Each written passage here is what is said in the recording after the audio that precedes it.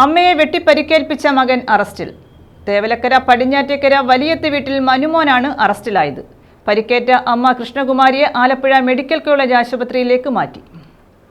തേവലക്കര പടിഞ്ഞാറ്റേക്കര വലിയത്ത് വീട്ടിൽ 53 വയസ്സുള്ള കൃഷ്ണകുമാരിക്കാണ് വെട്ടേറ്റത്.